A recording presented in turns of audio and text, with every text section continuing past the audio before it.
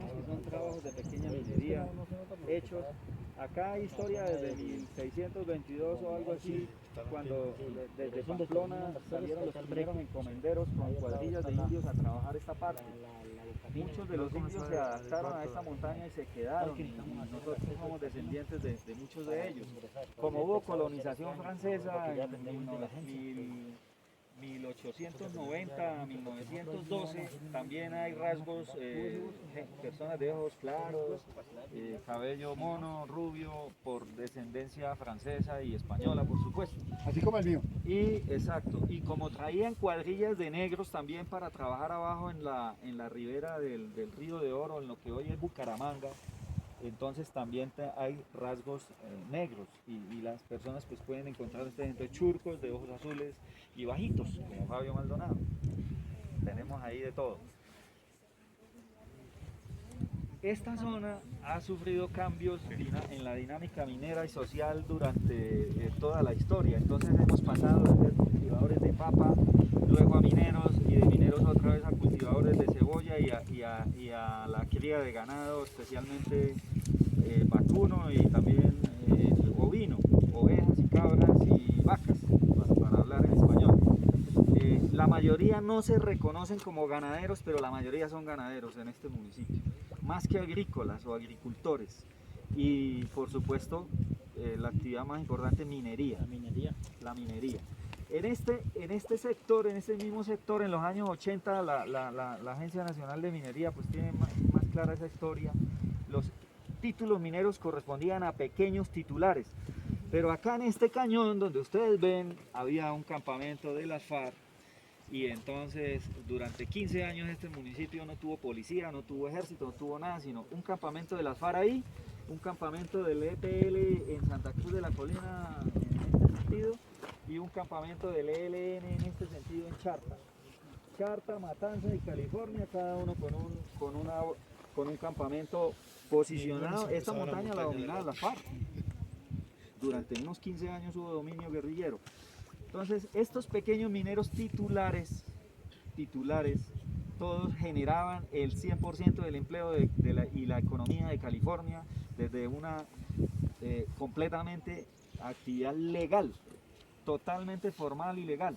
Pero ¿qué ocurrió? La presión de los grupos armados, la presión del Estado, porque no les facilitaba los explosivos a los pequeños mineros, empezó a haber una presión muy fuerte de la parte. ¿La CNB vino o no? La CNB no está, pero bueno, está Ministerio, que es todavía el papá de la CNB. La autoridad ambiental empezó a presionar muy fuerte porque estos mineros contaminaban muy fuerte la quebrada, y al acueducto metropolitano de Bucaramanga se le dio por montar una captación preciso en la quebrada más contaminada, que es el río Suratá. Estoy hablando de los años 80. Entonces empieza la presión ambiental, empieza la presión del Estado para que se formalicen formalicen los procesos, y empieza la presión de la brigada a no prestarles explosivos, y llega precisamente en el año 94 aquí a California los primeros exploradores canadienses, que terminaron ubicándose en esta parte. Yo no sabía geología, tanto como sé ahora. Ellos se maravillaron de ver la formación que tiene esto. California Betas tiene una formación impresionante. Desde el punto de vista geológico, todas las montañas tienen oro por donde usted las quiera mirar. Y oh sorpresa, cuando se hacen las perforaciones, esta mina, la Bodega, era una de las minas más ricas de California. Producía arrobas de oro. Estoy hablando de arrobas de oro mensuales. Póngale 3 arrobas de oro así por... 3 arrobas significa unos 45 kilos. 12, 25, 30 y algo. Bueno, me pierdo en la cuenta, pero la arroba está alrededor de las son 25 24, 25 libras. Entonces, para que tengan una idea, 75 libras, unos 37 kilos de oro mensuales. Es una vaina exagerada esta mina. Pero cuando ven en las exploraciones, las compañías encuentran un caldo de cultivo, encuentran a mineros, pequeños mineros en una situación muy difícil, y empiezan a comprarle sus títulos mineros.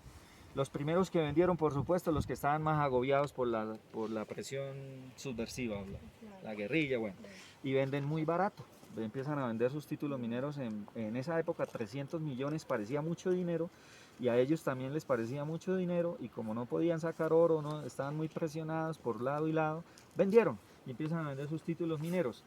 Pero ellos eran los que generaban el empleo, el trabajo minero. Entonces, de la noche a la mañana, o no tan de la noche a la mañana, sino en un proceso de unos 10 o 15 años, las multinacionales empiezan a adquirir títulos mineros, y esas empresas se iban quedando paradas, se iban desactivando, inactivando, y los mineros iban quedando desempleados.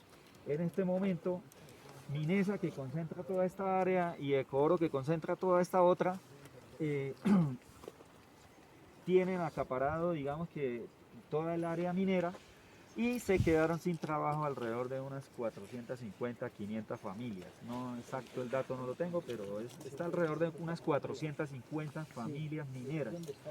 Pero igual los títulos de cobro están en zona donde no pueden fomentar labores mineras.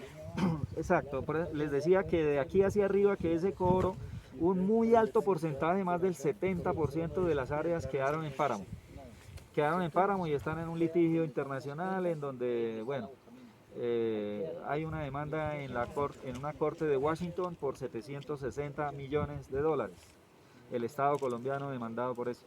Las demandas mineras en Colombia ascienden a los 13.000 millones de dólares. Entonces ahí hay una responsabilidad ambiental, hay una responsabilidad del Estado, hay una responsabilidad de la misma legislación minera y ambiental y todo eso. ¿Por qué? Porque no podemos seguir dándole... permitiendo que haya inversión extranjera para que haya exploración, pero los proyectos no pasan a explotación, y los que hacen las inversiones pues terminan demandando al Estado, y el Estado pagando. O sea, ¿cuál es el objetivo de que haya inversión extranjera? Que haya economía, que se dinamice la economía. Pero si por otro lado el Estado termina pagando, entonces no tiene sentido, ¿sí? No tiene sentido. Y todos somos Estado, todos somos Estado. No estoy hablando de que el Estado sea el ministerio, o que el Estado sea la Agencia Nacional de Tierra. Todos nosotros los ciudadanos también somos Estado, entonces hay una responsabilidad en todo sentido. Y ese debate lo estamos dando en el mismo Senado de la República. Pero digamos que la realidad local es esa. 450 familias que terminaron siendo desempleados, pero son mineros de toda la vida, y ellos siguen ejerciendo su trabajo y van buscando a la mina el sustento para sus familias. Entonces, 450 familias que terminaron en la ilegalidad, en la incertidumbre, porque Coro duró 25 años y no se licenció. Minesa entra en el año 14 y tampoco se ha licenciado, y esos son los mismos años que esa gente lleva sin trabajo. O trabaja un día aquí y bien, y al otro ya no hay. O sea, en la incertidumbre de no saber qué pasa, en la ilegalidad y en la inseguridad. En la inseguridad porque ellos se exponen todos los días a ser capturados. Esta semana fueron capturados, creo que 4 mineros más. Bueno, entonces, ¿qué ocurre? Empezamos a hablar con la industria minera, de coexistencia minera. ¿Por qué no nos formaliza? ¿Por qué no? Mi hermano lideró durante muchos años un proceso. Él no está, él se murió hace unos 4, 5, 6 meses, pero lideró un proceso para formalizar a muchas de esas familias en lo que hoy es Calimineros, que es un programa de coexistencia minera de Minesa. ¿Por qué? Porque la Agencia Nacional no deja mentir. La formalización se hace con el titular y con voluntad del titular. Entonces le solicitamos a Minesa que nos dejara un área y que nos dejara trabajar, y además Minesa aceptó financiarnos ese proceso. En eso llevamos 4 años en lo que hoy es Calimineros, pero además logramos que hubiera otro modelo. Mariluz Liscano, que los acompañó ayer, y un grupo de mineros que son dueños de tierra en estos sectores, tienen la posibilidad de presentarle a la Agencia Nacional y a Minesa un proyecto, una propuesta de formalización para ellos. Son 62 familias. Nosotros al final de todo ese proceso logramos reunir 160 familias en este proceso, más 62 que podrían estar en otro modelo, simplemente que ellos no se han puesto de acuerdo. No consideran que eso sea una vía, no consideran que sea viable, pero en fin, eso es decisión de ellos. Estamos hablando, ya entrando, digamos, en lo minero, entonces 160 familias que estarían ubicadas en esa parte, ¿no? Oiga, donde van las cuerdas es la bocamina, donde nace el sol. Ahí. Entonces, si ustedes pueden ver, la Bocamina estaría donde terminan las cuerdas esas, la Bocamina. Y miren la línea de páramo, ¿dónde estaría? Allá se alcanza a ver un camino. Ese camino casi es, digamos, la línea imaginaria, porque ustedes saben muy bien que eso no representa un límite exacto. Pero nosotros que conocemos el territorio sí lo podemos diferenciar tranquilamente y sabemos qué es páramo y qué no es. Estaría acá. Pero ¿qué ocurre? La nueva propuesta del ministerio pretende bajar hasta ahí. Bajar y volver a subir, que es lo que yo les mostraba ayer en el mapa. Ahí los tengo. Baja, coge el pedacito de Calimineros y vuelve y sube. Esa es la concertación que queremos hacer, señores ministerio y todos los delegados. No nos bajen, no nos afecten. O sea, no bajen la línea y nos afecten y se devuelven, porque pues ahí parece una montaña sola, ¿cierto? Y estoy protegiendo un poco de bosque, pero realmente ahí hay 160 familias en un proceso de formalización bastante avanzado ante la Agencia Nacional Minera. Ahí. Y damos la vuelta. Freddy, ¿sabe cuál es la montaña? ¿Cuál? ¿Cuál es el título de la montaña? El título de la montaña es este, sí, Donde están los pinos. están los pinos hacia abajo. ¿Tú ves el título? Hacia abajo. Ahí se formalizan. Aquí el que les mostraba de Calimineros es mediante un subcontrato de formalización. Y el que les muestro allá en Los Pinos es una cesión de área que Ecooro le hizo a un grupo de trabajadores de ellos, a 25 familias, que eran trabajadores de ellos, y que pues como se cerró el proyecto, digamos que una especie de indemnización, les cedió un área y los formalizó ahí, pero también la nueva propuesta del ministerio baja y les coge su pedacito y vuelve y sube y avanza. Detrás de esta montaña,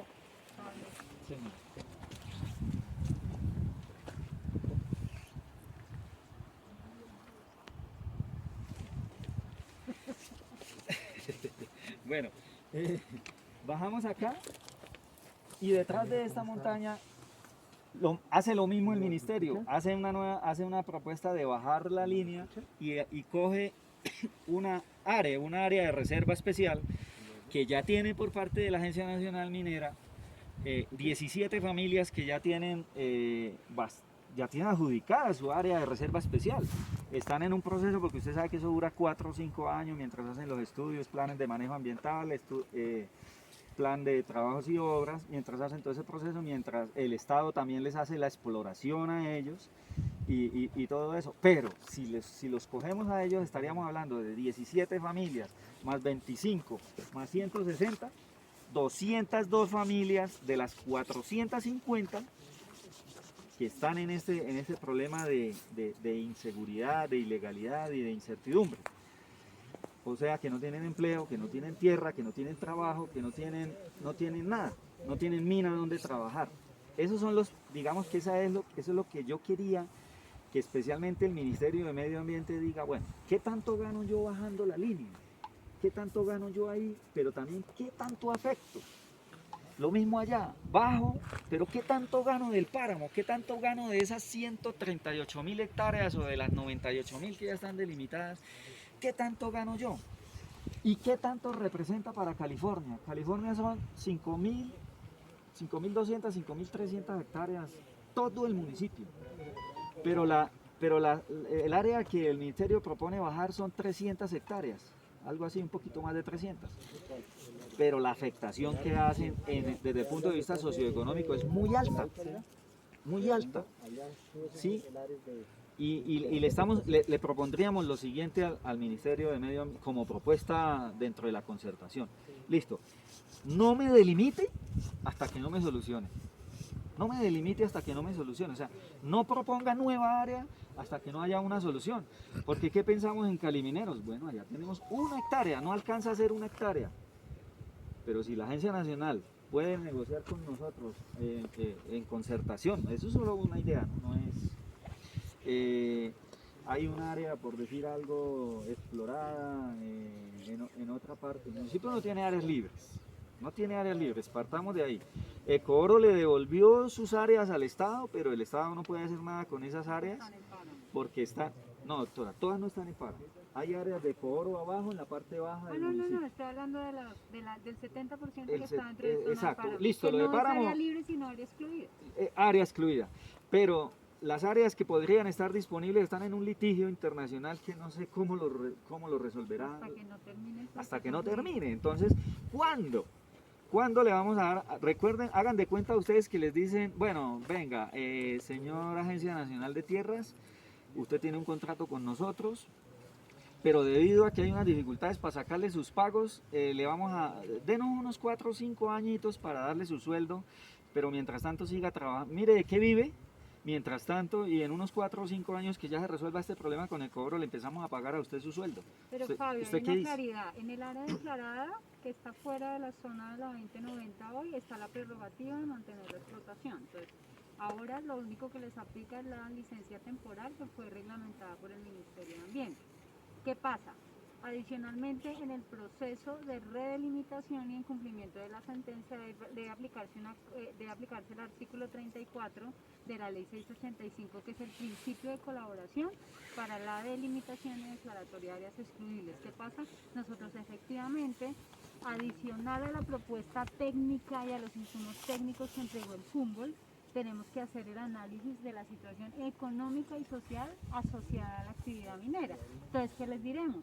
Que efectivamente, fuera de lo que es hoy la 2090, tenemos unas zonas que tienen las declaratorias, unos procesos de coexistencia, que está trabajando el Ministerio de Minas, todos los procesos de formalización, y esa va a ser parte, esa va a ser parte de la información que nosotros le vamos a entregar al Ministerio, con una claridad, que al final del día la decisión técnica, uniendo los componentes económicos, sociales, ambientales y técnicos del Ministerio, y que por eso la importancia tanto de este ejercicio de venir a mirar y analizar, como el que vamos a hacer de análisis previa y de cartografía aquí en el territorio con ustedes. Eso, ella resumió lo que nosotros tenemos como expectativa. Ahorita me lo repite. Ya quedó grabado, mano. Me regalan lo que ella dijo. Eso es lo que nosotros necesitamos, que las instituciones estén articuladas, pero que la decisión técnica al final tenga claro esto que estamos hablando hoy acá, porque es muy difícil desde lo que pueda decir Y Fabio, ¿quiere que le diga una cosa adicional que a mí se me parecería un ejercicio importante de las comunidades? Y es que en este momento, y yo sé que no le pasa solo al ambiente, sino también a nosotros, que nuestros jueces y nuestro sistema judicial nos está imponiendo temas que desconocen mucho el tema social, ¿se me entiende? Entonces, cuando nosotros, y quiero en eso ser clara como gobierno nacional, cuando el gobierno nacional estableció la ley 1450 y la 1753, donde dijimos, listo, las zonas de páramo se van a conservar, sí. pero vamos a respetar los derechos adquiridos previamente, porque no podíamos desconocer ni esa tradicionalidad ni las situaciones jurídicas consolidadas antes. Nos sale la 035 y nos dice, a mí me importa un bledo lo que ustedes hubieran hecho antes, no se puede. Y adicionalmente le dije una cosa al ministerio que no se nos puede olvidar la misma sentencia, y es que las áreas no pueden ser más pequeñas. ¿Sí me entienden? Y estamos de acuerdo. No, total. California está de acuerdo, pero Entonces, claro. pero ETAs. Exacto. No puede ser Entonces, más pequeña, pero eso y le iba a entonces decir ya yo, nos no puedo jodieron, nos hablar- jodimos. Nosotros como gobierno no podemos hablar por situaciones pequeñas, sino por todo el contexto de lo que eso significa en el país, porque en Boyacá ni se diga, o sea, le voy a contar que Santurbán es esto comparado con lo que va a ser el proceso PISBA. Lo Porque sabemos, PISBA nosotros lo es sabemos. otra cosa, y además PISBA ni siquiera es carbón para el exterior como es Cerrejón y el centro del Cesar, sino que es el carbón de uso interno para la industria interna. Sí. ¿Cuál es el tema? Que también ustedes, y yo se los he dicho en muchos escenarios, debemos hacer como un proceso con nuestros jueces y más ustedes comunidad, que son los directamente afectados en sus derechos particulares. Oigan, no es tan sencillo como decir Doctora, no le existen. cuento que lo estamos haciendo. Porque a veces a nosotros nos toca simplemente como funcionarios Acatar. públicos decir acato. Mire, le cuento, lo estamos haciendo. Estamos en pleno debate en el Congreso. Están en tránsito 2 debates, 2 proyectos de ley. La iniciativa legislativa que reforma. Entonces esa era mi tercera parte. Entonces el proyecto de ley dice que aparte de que ya ni siquiera tenemos ese tema del régimen de transición, que era respetar las situaciones jurídicas consolidadas con el regla de derecho antes de la norma, ahora nos dicen que también debemos trabajar la zona amortiguadora y los bosques altoandinos. Entonces uno dice, este país jamás reglamentó la zona amortiguadora. En el 2372 empezamos a hablar de la función amortiguadora y no de la zona, porque eso era volver a delimitar todo el país bajo otras exclusiones, y sin embargo hoy volvemos a coger ese tema. Entonces la idea es que pensemos también en nuestros legisladores en que esa prohibición y prohibición nos hace que hoy tengamos esto. Está prohibido, pero eso no significa que la gente que lo ve y cuando tiene una ancestralidad y una tradición en estos temas no lo sabe. Entonces, ¿cuál es la intención del comentario? Y es que ustedes también tienen que, como organizaciones y que comunidad, ir a esos escenarios y decir, oiga, aquí estamos. No, lo estamos haciendo. Y sí se pueden Estamos- hacer las cosas bien, porque otra cosa es cuando uno dice, aquí están, pero ve unos daños que uno dice, hombre, de verdad pensémoslo. Cuando, como ustedes, y ahí resalto el trabajo de Calimineros y el apoyo del titular minero, en venga, hagámoslo juntos, intentémoslo. Eso es lo que nosotros llamamos cooperación transversal, y es yo grande le puedo ayudar a los pequeñitos para que ellos también tengan una opción de hacer las cosas. Entonces, esos dos escenarios del Poder Judicial y del Legislativo también tenemos que mirarlos en relación con el quehacer del territorio, con lo que se ve día a día acá. En eso estamos. Le quería contar que usted misma es testiga, no sé si presenció el debate que se dio sobre Santurbán Me han tocado en la- todo. Pero ¿qué ocurre? Todo el debate fue completamente antiminero. No hubo una sola intervención con una propuesta para Santurbán. Entonces están hablando por nosotros en el área metropolitana, hacen mucho ruido, Comité de Defensa del Agua, Comité de Defensa del Páramo de Santurbán, Colectivo de Abogados Pérez y Asociados. Sí, y está bien que defiendan el páramo, pero no dejan escuchar nuestra voz. Entonces nos tocó Soto Norte, alcemos la voz y digamos, nosotros somos los habitantes del páramo, nosotros somos los afectados, todos los que realizamos actividades socioeconómicas somos los afectados.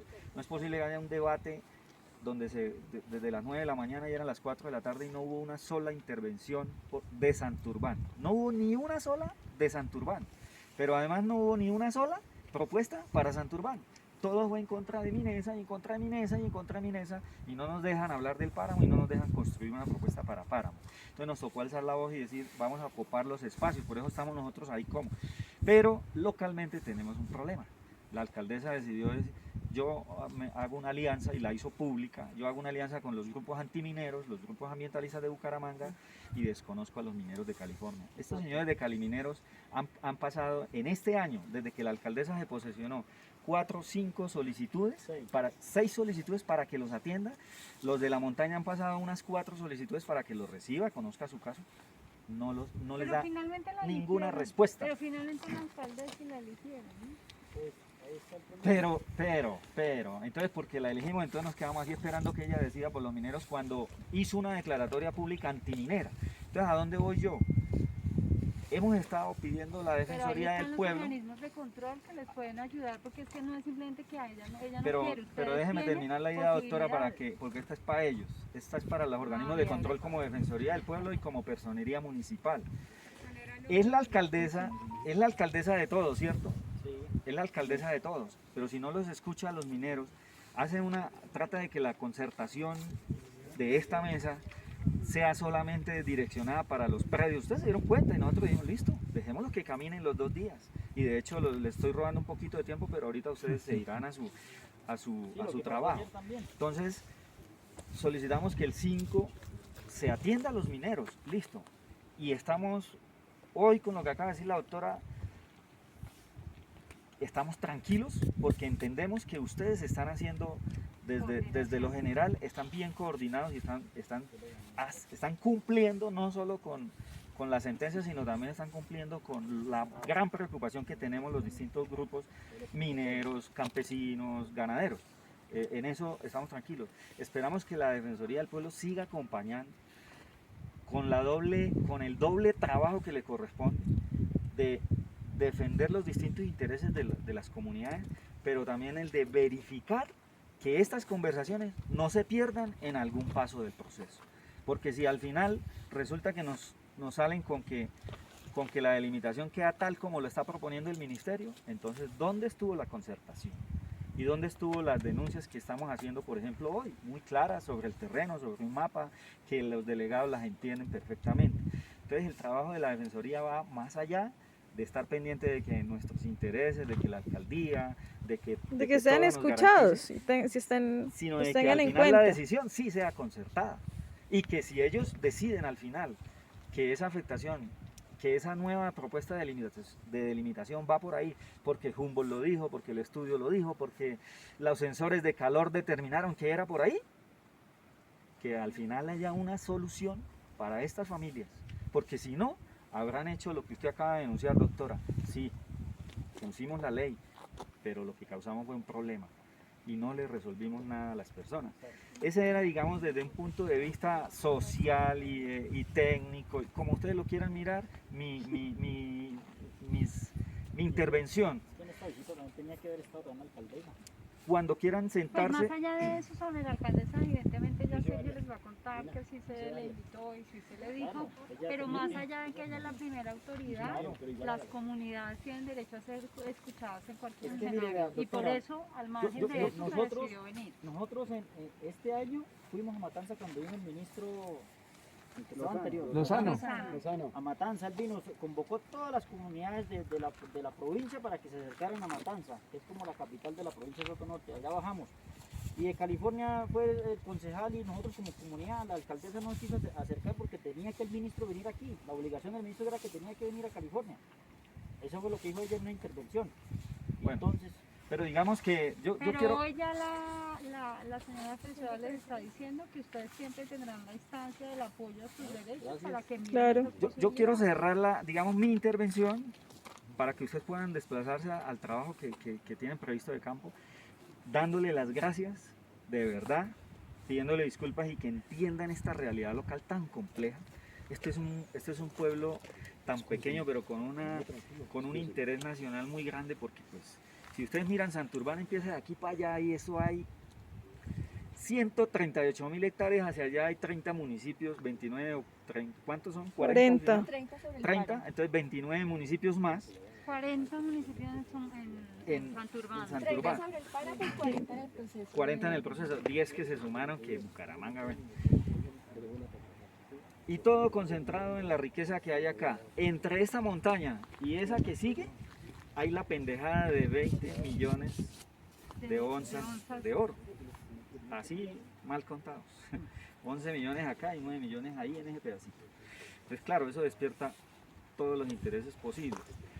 Yo les quiero dar las gracias por estar acá, por escucharnos, pero más que darle las gracias, me gustaría que ustedes se lleven el compromiso institucional de que esto que les estoy contando no se pierda, no se diluya, sino que lo lleven presente y en sus mesas técnicas y ante sus jefes y ante las personas que toman las decisiones, se lleven nuestra voz, es la voz de Sotonorte, es la voz de California llevada ante ustedes.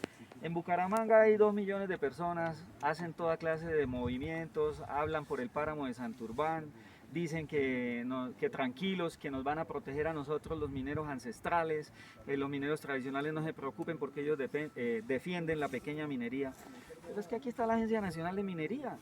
Los pequeños mineros no se pueden formalizar sin la voluntad de los grandes. No se puede porque no hay áreas libres. Si hubiera áreas libres, sí, pero no las hay. No sé si los procesos de legalización tengan alguna aplicación, doctora, Dentro de la zona de páramo, no. y afuera en los áreas de Coro, ¿hay alguna posibilidad de que Mientras no se terminen los títulos luego y se terminen los procesos judiciales, nosotros no podemos hacer intervención. no hay esa ¿verdad? forma? Entonces en Bucaramanga es muy fácil decir, nosotros protegemos a los mineros tradicionales, ancestrales, como sea que los quieran nombrar. No, eso no es cierto. Lo que está cursando en el Congreso de la República es que quieren proteger las zonas de bosque altoandino y zonas aledañas al páramo. Eso condena la minería de este país, se hace, el 70% de la minería de este país se hace en zonas de bosque altoandino, en zonas... Otra, Pues porque el 70% del país está en está, bosque también. exacto.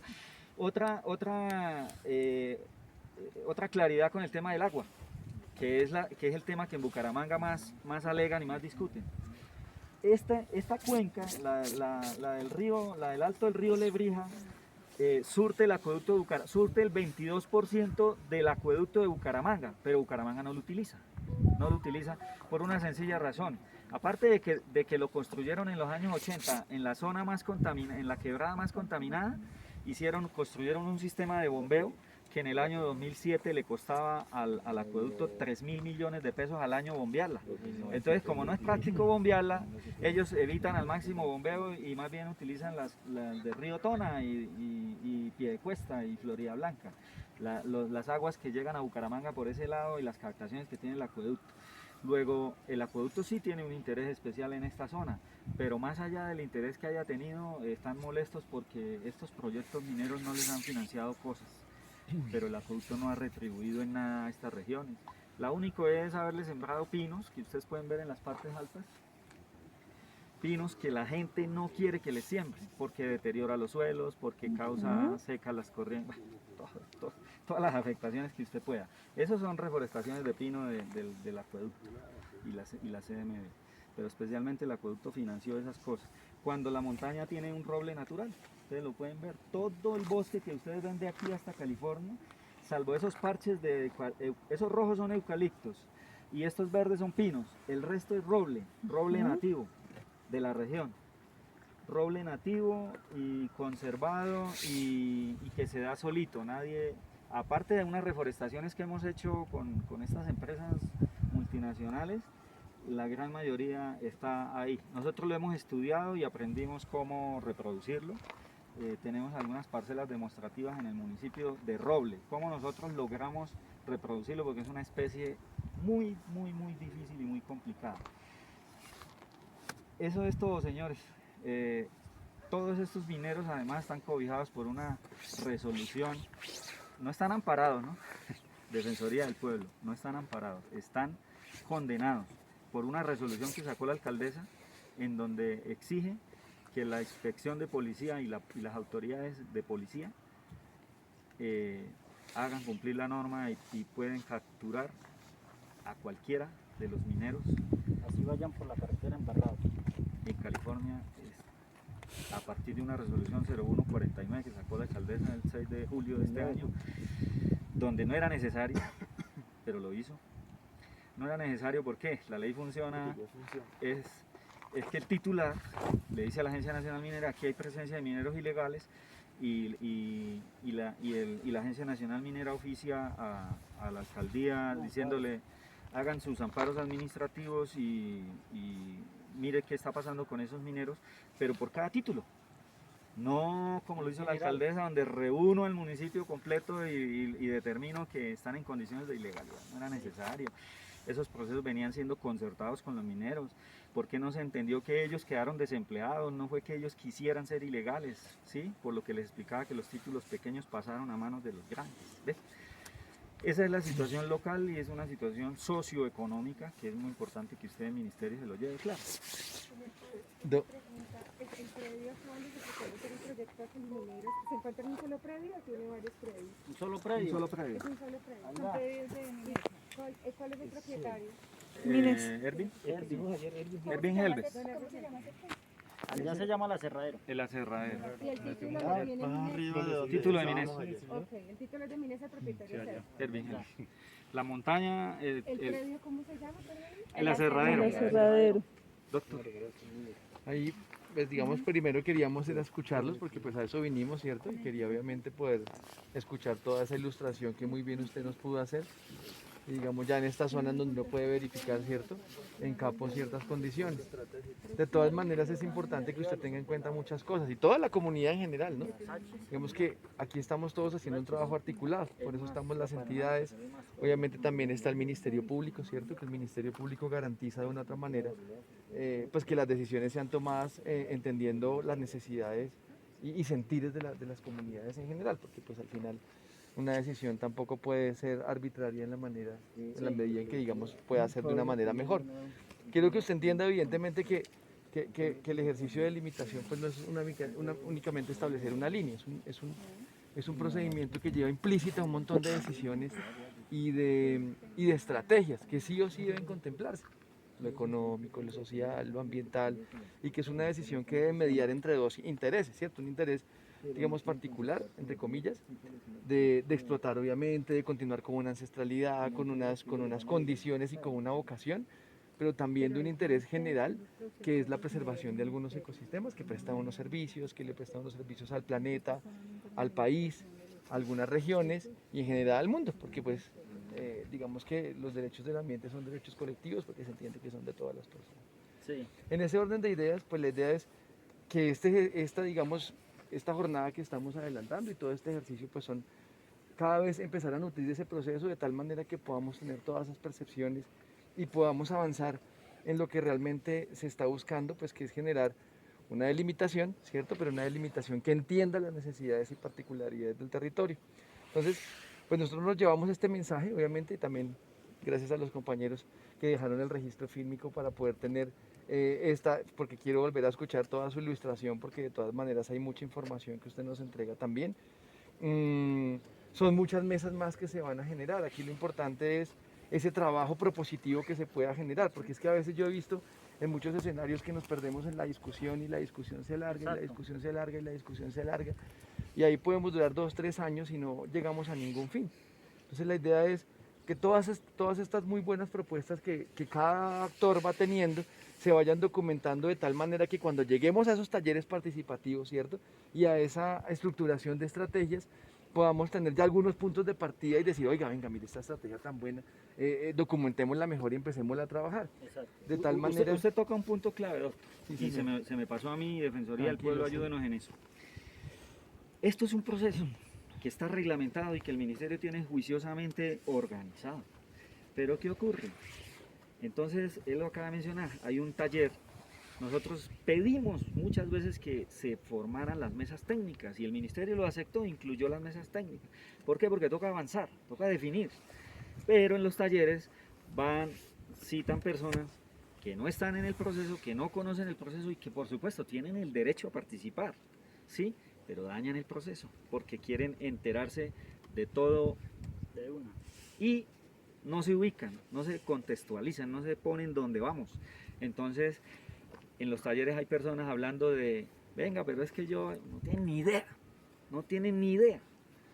Y no dejan que las mesas técnicas avancen. Estamos en procesos de concertación y se creen todavía en la etapa por allá de generación de propuestas. Pues, Es que a eso, digamos que a eso hemos venido porque en las diferentes fases que el Ministerio ha realizado respecto al proceso de Santurbán han habido ciertas falencias de comunicación y de entrega de información, que es lo que la gente todavía dice, es que yo no sé en qué estoy, no sé en qué estamos, y estamos avanzando chuecos, porque el tema está incompleto, mucha gente no tiene ni idea en qué estamos, ni en qué va el y no van a proceso. terminar nunca. Mucha gente no asistió. Mucha gente no asistió a las anteriores etapas, entonces está en estos momentos perdidos. Entonces lo que yo les decía a ellos, O van, doctora, ellos van, pero no están en no hay capacidad, o sea, no hay digamos. una comunicación asertiva con la gente interesada y que pertenece a la zona.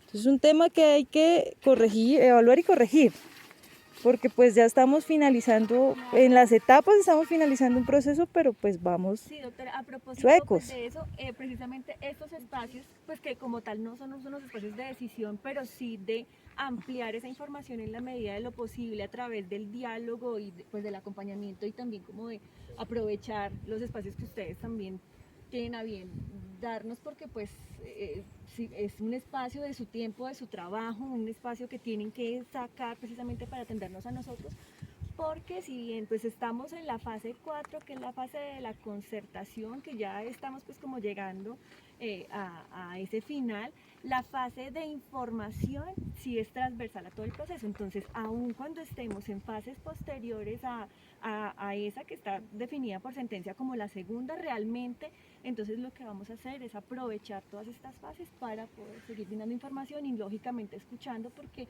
es muy claro que este contexto en algunos espacios de participación donde tenemos muchas otras personas también queriendo expresar ideas, Sí. pues es más difícil, Sí, pero esto- muy bien. Yo- presente. perdón, Adicionalmente, para terminar el las ejercicio ideas de aquí. identificación de actores se retroalimenta durante todo el proceso. Y eso también estamos haciendo, doctor y señor Fabio, en los acercamientos con las personas que habitan en Páramo, recogiendo como los datos, para tener un contacto más directo con ellos y que no quede en cabeza de algunas personas los ejercicios de convocatoria, y también viendo cómo son estas dinámicas de participación, porque tan importante es la participación comunitaria. Exacto, Entonces, doctora. algunas de las convocatorias, por eso preguntamos cada cuánto usted baja a la cabecera municipal, o cómo hace para comunicarse, que conoce el proceso, compañera Diana, la idea de esto es que el ejercicio de información es transversal a todo proceso. Y la retroalimentación e identificación de actores nos ayuda a complementar que este ejercicio pueda llegar a las personas que realmente pues están, por ejemplo, los habitantes de alta montaña, que es muy difícil la comunicación con ellos. Nosotros lo sabemos, entonces por eso también estos ejercicios suman a que el proceso sea realmente componente participativo, tenga mayor vinculación a lo que nos ordena la Corte y a lo que nosotros estamos buscando. Y don Fabio, ahí complementando y digamos para tener en cuenta, y también nos lo expresaba hoy el Ministerio Público, hoy unas personas también de la comunidad a unos predios donde no alcanzamos a visitar hoy, se acercaron a nosotros, y sin duda pues la idea es aprender día a día estos procesos y generar mejores metodologías de transmisión del conocimiento y las decisiones, porque es que a veces pues todos asumimos que de pronto tenemos el mismo nivel de conocimiento de un tema, ¿cierto? Y resulta que las comunidades pues no lo tienen. Hay muchas personas que inclusive están desescolar, pues no han tenido la educación escolar y pues casi que uno estaría en esos momentos casi que educándolo como si fuera un niño, porque al principio no tuvo ese proceso de aprendizaje. Entonces sin duda nosotros con y nos llevamos también esas anotaciones, la idea es aprender de estas, digamos, de este proceso, de los errores o dificultades que hayamos tenido, de tal manera que podamos transmitirles a ustedes mejor y a toda la comunidad mejor el conocimiento, tal vez también con muchos conceptos y reforzándolo de tal manera que manejemos la misma información y así esto avance, porque de lo contrario no avanza, porque va a haber siempre dificultades y vacíos de información. Entonces un poco era como para tener ese contexto. Así yo quisiera agregar. Entonces de la jornada de hoy, ¿qué nos llevamos? La información que usted nos da, pero sobre todo lo que vemos en territorio. Haciendo la claridad que igual toda la información que nosotros tomamos intersectorialmente para el análisis es información primaria, que tiene su fuente clara, que sabemos cómo está, pero hoy el diálogo territorial con todos ustedes ha sido muy importante. Y la tarea claramente es, como usted lo manifestaba, que podamos incorporar todo esto a los análisis que se harán para las tomas de decisiones finales y que, como decía tanto la defensora como nuestra compañera, la idea es seguir en ese contacto con ustedes en todo lo que significan las etapas del proceso planteadas con Minación. Sí, yo quisiera cerrar, perdón, Fabio, no, las horas del Ministerio de Minas. No, digamos como retomando un poco lo que mencionaba Doris, creo que es importante que ustedes tengan en cuenta que estamos, digamos, de manera paralela con Ministerio de Minas y Agencia Nacional de Minería, pues estamos en búsqueda de un ejercicio de hacer unas mesas técnicas mineras donde vamos a poder adelantar ese ejercicio tan importante que mencionaba Doris, de poder recopilar o acopiar esa información socioeconómica y cultural en aras de poder como retroalimentar un poco el ejercicio que hizo ya Humboldt con Ministerio. Entonces, nosotros tenemos mucho trabajo hecho, le podemos... Digamos que es muy importante que podamos hablarnos para eso y poder ir avanzando en ese mismo sentido para poder tener ya una propuesta más sólida. Y adicionalmente, para que después de no lo reglamentamos, tenemos que reglamentar el cierre minero, porque nos lo dice la norma. Entonces, hemos llegado a algunos páramos y me dicen, pero usted ya me está diciendo que me va a cerrar. No, que tengo que reglamentar un cierre y después sabremos a quiénes les tocará, porque volvemos al tema que nos toca cumplir la norma.